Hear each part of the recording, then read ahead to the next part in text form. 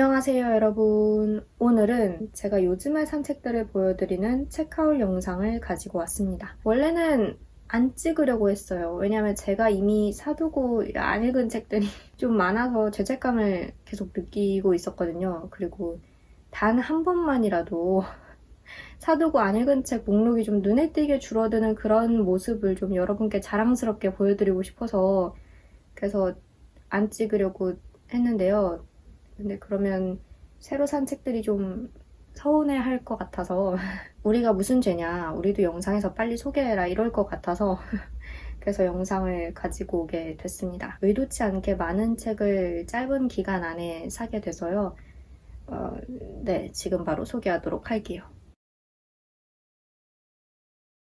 첫 번째 책은 많은 분들이 출간 소식을 이미 알고 계실 이 책입니다. 황정은 작가의 연년세세이고요. 출판사는 창비입니다. 황정은 작가님의 연작 소설이고 제가 2019 김승호 문학상 수상작품집을 통해서 읽었던 파묘라는 소설을 포함해서 총 4편의 소설이 실려 있다고 합니다. 일단은 근데 말씀드릴 거는 저는 이 책의 내용이 어떤 내용인지 구체적으로는 몰라요.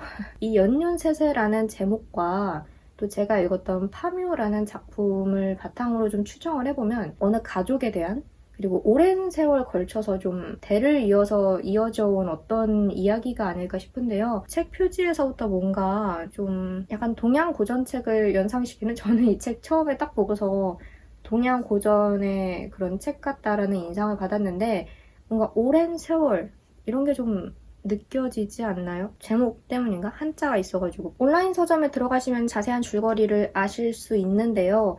저는 자세히 읽지 않았어요. 이제 점점 좀 소설책을 살 때 출판사에서 제공하는 줄거리 이런 거를 자세하게 참고하지는 않게 되는 것 같아요.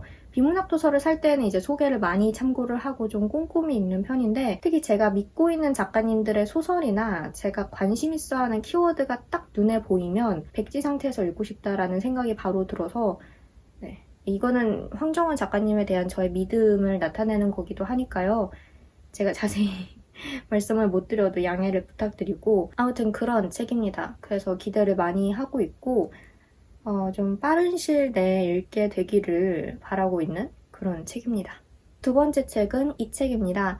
윤희영 작가의 붕대감기라는 책이고요. 출판사는 작가정신입니다. 이 책은 친구 관계인 몇 명의 여성들이 겪은 이야기, 서로를 바라보는 시선이나 혹은 내면에 가지고 있는 상처, 치유 이런 거에 관한 이야기라고 들었어요. 이 책은 예전부터 꼭 읽어봐야지 하고 생각하고 있었던 책이기는 한데 아직까지 못 읽고 있었던 게 믿었던 사람과 갈등을 겪는 이야기, 특히 여성 인물의 삶 앞에 놓인 어떤 고통을 마주하는 소설을 읽을 때면 좀 마음이 무거워지는 게 있잖아요. 그래서 짧은 분량의 책임에도 불구하고 저에게는 마음의 준비를 단단히 하고 읽어야 할 것만 같은 그런 책으로 느껴졌던 게 사실이에요. 얼마 전에 한 구독자님이 이 책을 댓글에서 추천을 해주셔가지고 아 이제 고민 그만하고 사라는 기시구나 라는 뜻으로 받아들이고 샀습니다. 가끔 그럴 때가 있어요. 살까 말까 막 고민을 하는 시점에 구독자님들이 우연의 일치겠지만 그 책을 댓글에서 딱 언급하시는 때가 그러면은 꼬였던 탈해가 풀리면서 스르륵 책을 사게 되더라고요. 그렇게 해서 이 책도 드디어 사게 됐습니다. 세 번째 책은 이 책입니다. 강화길 작가의 괜찮은 사람. 출판사는 문학동네이고요. 이 책은 강화길 작가님의 첫 번째 소설집이라고 하고 총 8편의 소설이 실린 그런 책입니다. 이 중에 호수 다른 사람이라는 단편은 제가 이미 이전에 읽은 적이 있었는데요. 강화길 작가님의 화이트호스라는 책을 너무나 인상 깊게 읽고 이 작가님의 책을 더 찾아서 읽어야겠다라는 결심을 했었다고 제가 저번에 리뷰 영상에서 말씀을 드렸나? 기억은 안 나는데 아무튼 그런 생각을 해서 산 책입니다. 불안이라는 특히 여성이 일상에서 느끼는 불안 어쩌면 자신의 생존까지 위협당할지도 모른다는 그 불안을 너무나 생생하게 담아내셔서 그 불안을 일상에서는 마주하고 싶지 않아. 당연하죠. 누가 그런 공포와 불안을 느끼고 싶겠어요. 근데 작가님의 글은 읽고 싶어요.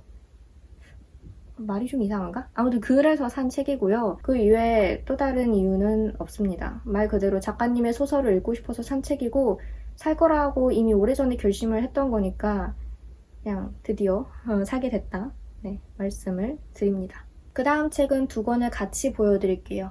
김금희 작가의 복자에게와 너무 한낮의 연애라는 책입니다. 출판사는 둘 다 문학동네이고요. 일단 이 복자에게는 제가 작년에 경애의 마음을 너무나 사랑하는 마음으로 읽어서 김금희 작가님의 두 번째 장편 소설이 새로 출간됐다라는 소식을 듣자마자 산 책이에요. 알라딘 책 소개에 따르면 어린 시절 제주의 어느 부속섬에 살았던 여성이 성인이 돼서 판사가 됐는데 또 한 번 제주로 좌천이 되면서 펼쳐지는 이야기라고 하더라고요. 그리고 인생에서 겪는 실패에 관한 이야기라고 하고, 하지만 제주의 자연과 섬사람들의 강인한 생활 덕에 다시 일어나는 그런 이야기라고 하는데, 사실 이 줄거리 자체보다는 김금희 작가님이 그리는 인물의 마음, 그 따뜻한 마음 자체가 저에게는 더 의미가 있어서 근데 줄거리 궁금해하시는 분들이 계실 것 같아서 알라딘 책 소개를 보고 간단히 말씀을 드렸고요. 너무 한낮의 연애라는 이 책은 리커버 한정판입니다. 이 책에는 김금희 작가님의 단편이 총 9편이 들어가 있어요. 근데 문제는 아닌데 제가 예전에 이 책을 읽었던 것 같거든요. 몇 년 전에. 왜냐하면 제가 오늘은 사랑한다면서 내일은 어떻게 될지 몰라? 이 부분을 기억을 해요. 근데 아마 그 당시에는 제가 한국 소설을 그렇게 많이 읽던 시기가 아니기도 했고 또 이 책의 매력을 좀 충분히 느끼지 못했던 것 같아요. 이러저러한 이유로 시기에 따라서 또 감상이 많이 달라질 수도 있는 거니까 알 수 없는 이유로 이렇게 몇 년이 흐른 뒤에 다시 만나서 그때 저와 지금의 저는 많이 달라져 있을 것이니 저에게 또 다른 느낌으로 다가오지 않을까 싶습니다. 아무튼 그래서 이 두 권의 책을 같이 샀고요. 이렇게 보니까 표지가 굉장히 어울리죠? 같이? 그렇습니다. 다음으로 보여드릴 책은 바로 이 책입니다. 시집인데요. 에밀리 정민 윤 시인의 우리 종족의 특별한 잔인함이라는 책이고요. 출판사는 열림원입니다. 이 시인분께서는 미국 문단에서 데뷔를 하셨고 이 책은 원래 미국 하퍼콜린스 출판사에서 먼저 출간이 됐다고 합니다. 근데 이 시집은 특히 일본군 위안부의 피해와 아픔에 대한 이야기를 담고 있는데요. 저에게는 그 점이 굉장히 새롭게 다가왔어요. 일본군 위안부에 대한 이야기를 한국 출판사에서 한국어로 내는 경우는 많이 봤지만 미국에서 데뷔를 한 시인이 미국 출판사를 통해 출간한, 그러니까 원래는 영어로 쓰인 시를 번역을 해서 한국에서 출간했다는 사실이 좀 새롭게 다가왔고, 그리고 그보다도 먼저 신선한 충격으로 다가왔던 것은 역시 제목이었습니다. 우리 종족은 어떤 종족을 말하는 것이며 왜 여기서 말하는 잔인함은 특별한 잔인함인가? 라는 궁금증을 가질 수밖에 없는 그런 제목이었고, 그래서 이제 온라인 서점에서 클릭을 했는데 일본군 위안부에 관한 시집이다.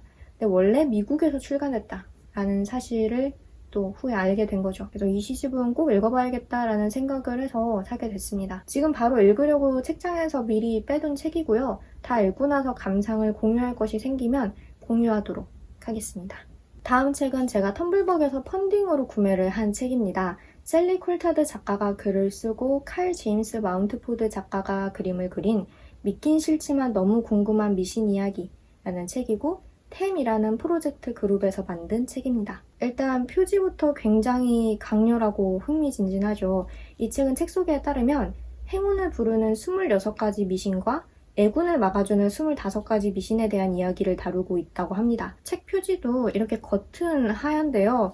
속은 이렇게 검은 바탕에 일러스트가 조금 더 오싹해요. 미신이라는 게 좀 허무맹랑하게 느껴질 수도 있지만 이야기를 잘 읽어보면 당대 시대상이나 관습을 알 수 있기도 하고 이야기 자체만 놓고 보더라도 뭔가 좀 마음을 쫄깃하게 만드는 그런 게 있잖아요. 그리고 환상과 공포라는, 이렇게 표현하면 좀 그런가? 찰떡 같은 그런 궁합의 이야기도 많고 그리고 흥미로운 모티프도 많을 것 같아서 책을 사게 됐습니다. 근데 한 가지 신경 쓰이는 거는 이 책을 읽고 나면 이제 제가 쓸데없이 지켜야 하는 미신이 51가지나 생기는 건 아닐까 하는 걱정이 그러니까 제가 미신을 믿는 편은 아닌데요.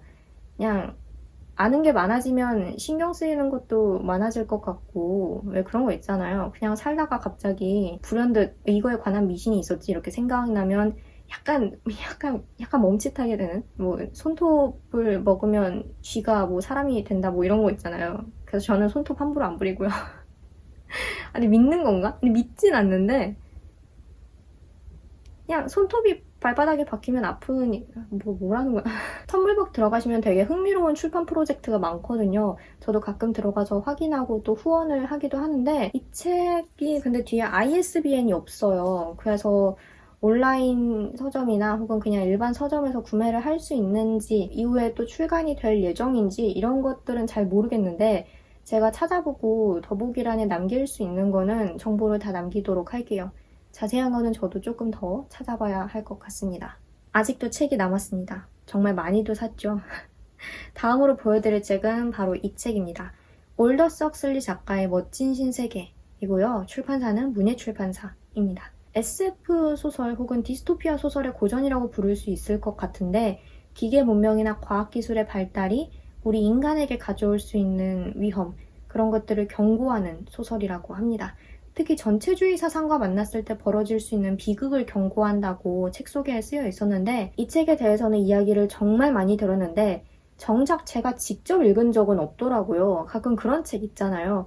너무 유명해서 좀 당연하게 받아들였던 책인데 막상 생각해보니 난 읽은 적이 없네 하는 걸 뒤늦게 깨닫는 그런 책? 네, 그래서 샀습니다. 네, 왜 많은 출판사의 많은 판본들 중에 하필 이 책을 샀냐 하면은 표지 때문인데요. 이게 에디터스 컬렉션 중에 하나래요. 근데 표지가 이런 기계 문명의 발달과 인간성의 관계 같은 것을 좀 상징적으로 보여주는 것 같기도 하고 또 색깔 이 조합도 좋고 그리고 이 크기가 제가 약간 그런 게 있어요. 예전에도 언젠가 한번 말씀드린 것 같은데 책 사기 전에 저는 판형이나 책 크기를 꼭 확인하는 편이에요. 이상하게 B6 판형 혹은 그것보다 아주 살짝 크거나 혹은 아주 살짝 작거나 한 책들을 되게 좋아해요. 그러니까 아담하면서도 알차고 이렇게 딱 집어들었을 때 개인적으로 그 책의 물성을 가장 잘 느끼게 되는 판형이라서 좋아하거든요. 개인적인 취향이에요. 아무튼 그래서 이 책 되게 아담하잖아요. 그래서 이렇게 쥐고 있는 것만으로도 좋아요. 아주 첫인상부터 마음에 드는 그런 책입니다. 다음으로 보여드릴 책은 바로 이 책입니다. 마리아나 엘리케스 작가의 우리가 불 속에서 잃어버린 것들이라는 책이고요. 출판사는 현대문학입니다. 국내에서 처음 소개되는 작가의 책이라고 하는데 라틴 아메리카 고딕 리얼리즘의 여왕이라는 평을 받는 분이라고 하더라고요. 책 소개를 보니까 아르헨티나의 어두운 역사와 여성 혐오, 계층 간 차별 등의 현실을 호러로 풍자한 12편의 소설이 실려있다고 하는데 일단 이 책에 어떤 소재나 어떤 인물이 나오는지 그 책 속에 짧은 설명을 이렇게 슬쩍 봤는데 정말 호러라서 자세히는 안 읽었고요. 저는 책을 읽으면서 감정을 자연스레 느끼고 싶은 거지 읽기 전부터 공포인 상태로 책을 펼치고 싶은 건 아니라서 아시는 분은 아시겠지만 제가 요즘 고딕소설에 굉장히 관심이 많은데 주로 영미권 작가들의 책을 읽었더라고요. 그리고 한국 작가의 책을 2억 권 정도 읽었고 그래서 라틴 아메리카의 문학에서 고딕적인 분위기는 또 어떻게 형성되고 어떻게 그려질까 궁금해서 샀습니다. 근데 진짜 좀 무서울 것 같아요. 제가 고딕소설에 관심이 있다고 말씀을 드려서 이 사람은 공포 분위기를 즐기나? 라고 생각하시는 분들도 계실 것 같은데 저 진짜 겁쟁이고요. 공포영화 싫어하고요. 스릴러는 괜찮아. 그리고 초자연적인 것도 괜찮아. 근데 호러는 못 견뎌. 이런 타입이거든요. 무서운 거, 잔인한 거 이런 거 못 보고 별로 안 좋아하는데 네, 이 책 괜찮겠죠? 괜찮을 거예요. 네, 괜찮아요. 네. 드디어 마지막입니다. 마지막으로 보여드릴 책은 바로 이 책인데요. 에밀 졸라 작가의 테레즈 라킹이고 출판사는 문학동네입니다. 이 책은 과제 때문에 샀고 이미 다 읽은 책이에요. 이 책은 에밀 졸라 작가의 대표작이자 그가 쓴 첫 자연주의 소설이라고 하는데요. 여기서 말하는 자연주의는 푸르른 대자연 이런 게 아니라 해부학자가 시체를 해부하듯이 인간을 실험 대상 삼아서 낱낱이 분석하고 자세하게 묘사해서 어둡고 추악한 면까지 다 드러내는 그런 걸 말하는 것 같아요. 실제로 저자가 서문에서 이렇게 밝히기도 하거든요. 테레즈와 로랑은 인간이라는 동물들이다. 그 이상은 아무것도 없다. 그들에게 영혼은 완벽하게 부재한다. 나는 해부학자가 시체에 대하여 행하는 것과 같은 분석적인 작업을 살아있는 두 육체에 대하여 행한 것뿐이다. 그러니까 이성을 가지고 반듯하게 행동하는 인간이 아니라 본능과 충동에 의해 끌려가는 인간의 내면 깊은 곳에 자리한 동물성 이런 것들을 보여주는 책이라는 거죠. 저도 자세한 거는 더 배워야 알겠지만 일단 제가 이해한 바로는 그렇고요. 카미유라는 병약한 남편을 둔 테레즈와 그들 앞에 나타난 로랑이 강렬한 육체적 끌림을 느끼면서 서서히 파멸해가는 그런 이야기라고 요약을 할 수 있겠습니다. 네, 인스타그램에도 쓴 바 있지만 정말 서서히 시체가 되어가는 두 남녀의 모습을 지켜보는 느낌이었고요. 여담이지만 본문에 히스테리라는 단어가 정말 많이 나와요. 아, 도대체 이 책에는 이 단어가 몇 번이나 나오는 거야? 세워보고 싶을 정도로 많이 나오는데 네, 뭐 그런 생각을 했던 책입니다. 하울인데 왜 리뷰를 아무튼 사서 읽었고요. 따로 리뷰는 올리지 않을 생각이기 때문에 여기서 간단하게 감상까지 말씀을 드렸습니다. 네, 이렇게 해서 제가 요즘 산 책들을 쭉 보여드렸는데요. 매번 저는 결심을 해요. 하기는 해요. 일단 사둔 것부터 읽자. 새로운 책은 그 다음에 사도 늦지 않는다. 근데 왜 항상 이런 같은 일을 반복을 하는지, 혹시 이 욕심을 자제하는 방법이나 책 쇼핑을 하는 데 있어서 어떤 그런 밸런스를 잘 맞추는 효과적인 방법을 알고 계시는 분이 계시다면 댓글로 알려주세요. 근데 그런 방법이 있을까요? 애초에 자제를 한다고 자제가 되는 그런 욕망일까요? 아무튼 그럼 저는 여기서만 영상을 마치도록 하고요. 다음 영상으로 다시 찾아뵙도록 하겠습니다.